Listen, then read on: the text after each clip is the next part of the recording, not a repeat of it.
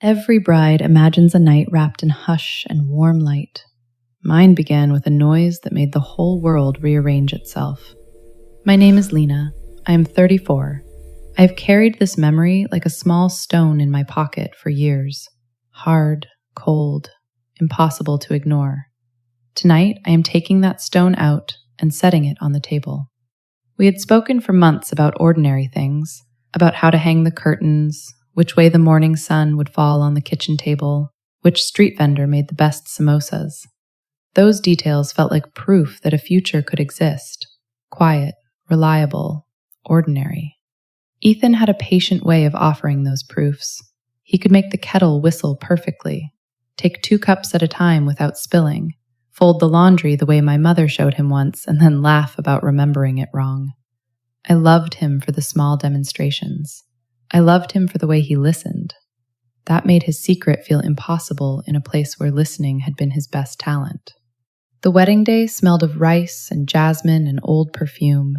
The house was full, fingers sticky from sweets, earrings bright as stars, relatives who cried and laughed and edited each other mid-sentence. I walked down the small aisle with my father's arm steady at my elbow. Ethan waited at the end with the kind of smile you forgive everything for, and for a handful of minutes, I allowed myself to believe we had chosen one another correctly. The reception ended in gentle noise, hugs, farewells, final photographs under strings of bulbs. Our friends clustered, promising to see us tomorrow. The caretakers turned off the loudspeakers. Guests were shepherded into cars.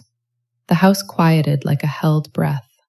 Ethan and I went upstairs slowly, as if we were both savoring the leftover warmth.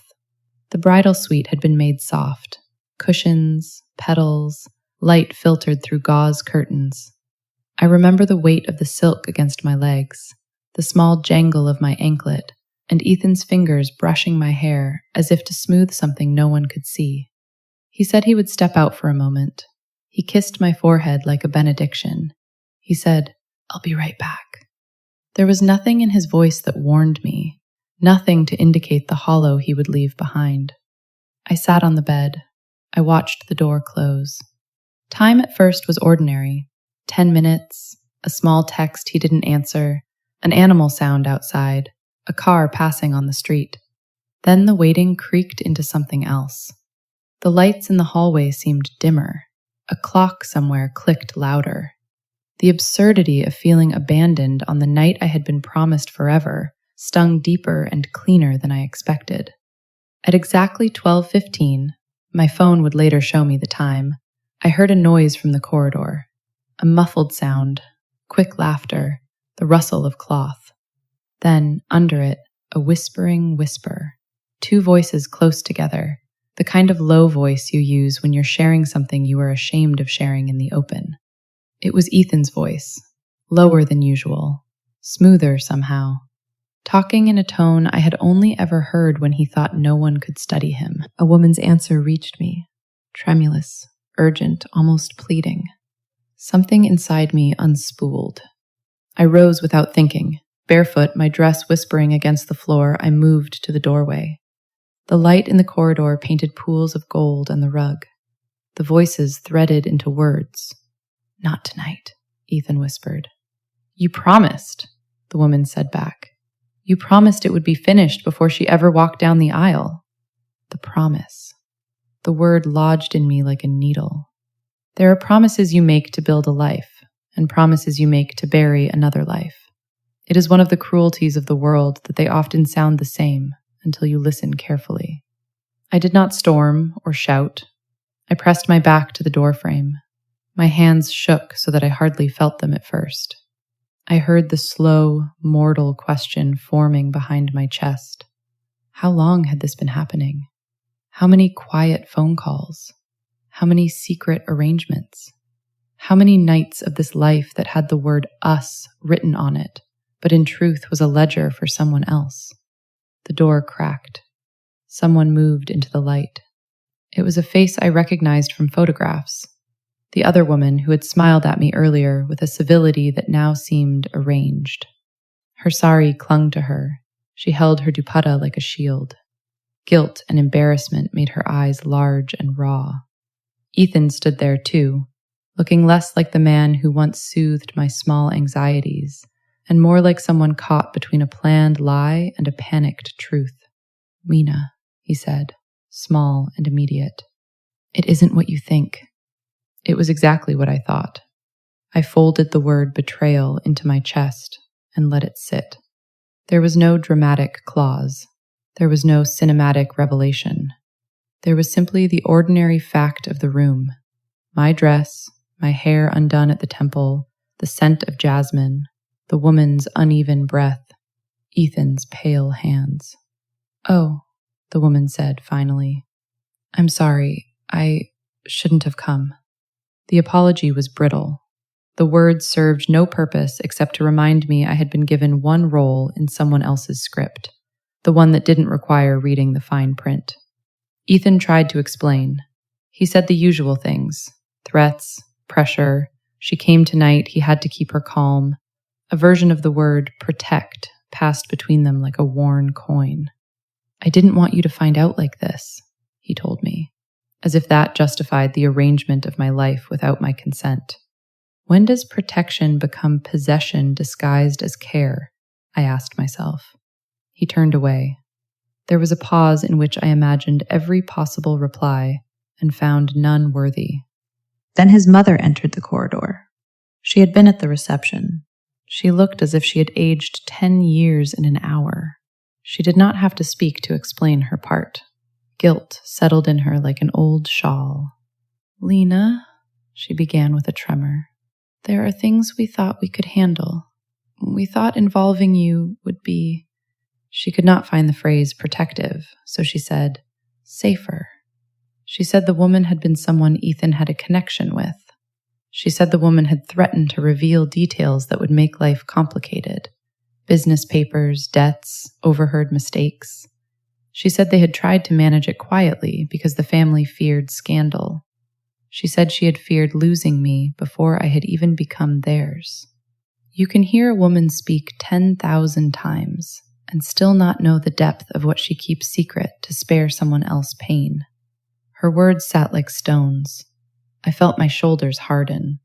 I knew, suddenly and intimately, the shape of being someone else's practical solution. People are, sometimes, reduced to arrangements, practical, tidy, and cruel. I left the corridor then, not dramatically, not in a way that would cause screaming scenes or vindication. I walked into the garden where the night smelled of cool soil. The light on the lawn made little constellations. Laughter from the party rose and fell, unaware that inside a single house a life had been quietly relocated. He followed me. He said things that sounded like a man trying to remember the right words for a translation he had once promised himself he would never need. I thought I could end it. I didn't see a way. I wanted to fix it before... None of it stitched into anything honest. It was all the language of someone who had misused the trust of others for a long time. "How long?" I asked. Not an accusation. In the terrible way you ask because you need a number, a collection of evidence to file away and understand. "How long have you been living 2 lives?" He looked down. He gave a number. There was shame in it, marrowed shame, as if repetition dulled the senses. There were choices to make then that felt like crossing a border. I did not choose vengeance. I chose clarity. I returned inside.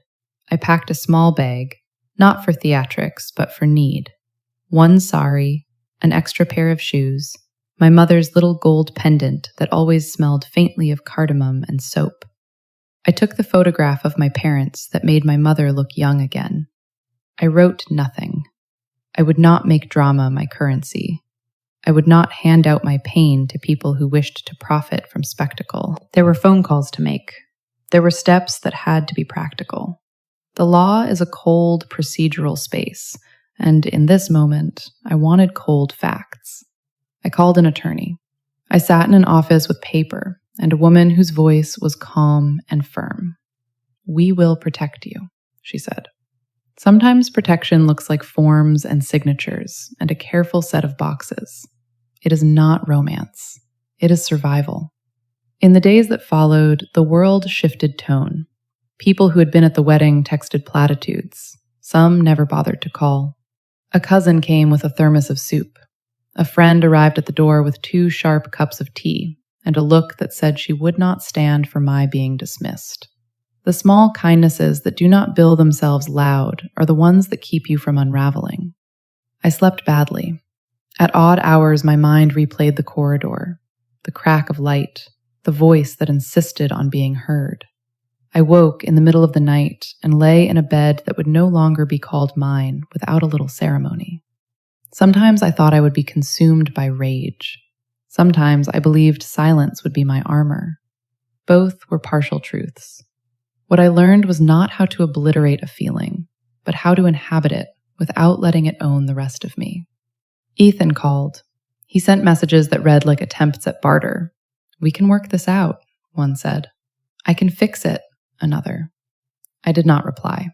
Not because I wanted cruelty, but because I needed boundaries. There is a time to listen to apologies, and a time to treat them like weather, present, changeable, not something to build a life around. Weeks moved like reluctant hosts. The legal measures were unromantic, but effective. There were checks and arrangements, decisions about joint accounts, about what could be filed, about a pause on investing romantic hope into someone who had not been honest. Those mechanics steadied me. They allowed me to construct a perimeter around the future I would allow myself to have. There were nights that felt unbearably soft. I would go to the small community library where I had once volunteered and sit with books and children while someone else read aloud. Children have no interest in your marital complications. They ask for stories and crayons and biscuits. Sitting with them felt like relearning how to be a person not defined by betrayal. And slowly, in small increments, the world rebuilt around my edges. I started cooking for myself without pausing to imagine his reaction. I planted a small herb pot on the balcony, rosemary, and watered it like a ritual. I began to say no in places where I had once said yes, because it seemed like the easier option. Saying no was small and massive at the same time. People asked if I regretted marrying. There is a dignity in that question, because it comes from a place of compassion. But the answer is not simple. Love taught me what I could hold, and betrayal taught me how to put down burdens that are not mine to carry. I do not regret the tenderness of loving someone who seemed to deserve it. I regret not seeing the whole picture sooner. Regret is a teacher with a hard face. Months later, with legal protections in place and daily life reluctantly restored to form, Ethan and I had a conversation that was not a negotiation. He wanted to speak, and I allowed him to. He apologized, with a voice that had lost all his old placations. He was quieter now. Shame had smoothed the edges of his bravado. I listened. I answered with a calm I did not wholly feel. "I don't need your reasons," I said. "I need your honesty." It was a bitter line, and true. He left eventually, physically, and then from the expectation that he would once again be the center of my days. The space that opened after him was not emptiness. It was an invitation to build a life that was not predicated on someone else's fears. In time, I began to date the edges of my days with little rituals. I took a morning walk and learned the names of 3 trees I passed daily. I started to write again, lists at first, then small essays, fragments of thought that later became stories. I taught a casual class in the evenings about making paper boats with children and reading them stories about people who repaired things. The work of mending is not grand. It is 1,000 tiny stitches. The memory of that corridor is still there. Some nights it wakes me with a quick breath, but mostly it lives like a map, not a sentence. It tells me where the danger lies and how to walk differently through similar doors in the future. If you ever find yourself standing at a door, listening to sounds that rearrange what you thought was true, understand this. You may feel tempted to make a dramatic claim, to strike back, to make your life a public spectacle to exact justice. That can be satisfying. But there is also power in being quietly ordinary, taking care of what is real and immediate, calling an attorney, making a plan, eating the soup a friend brought, watering a plant, saying no when you mean no. The hurt does not vanish. It softens around the edges as you build a daily life that is yours. Love keeps teaching me things: how to give it without giving away my roots, how to be kind without being blind. I do not live in bitterness. I only refuse to let someone else's cowardice rearrange my days. One afternoon, I found myself at a small table in the library, reading a story about a bridge that was rebuilt by the careful hands of neighbors. At the end, a little boy in the front row raised his hand and asked the simplest, most urgent question: how do you forgive someone? I looked at the small faces and said what I had learned. Forgiveness is not for them. It's a tool for you. It's a way to stop being heavy.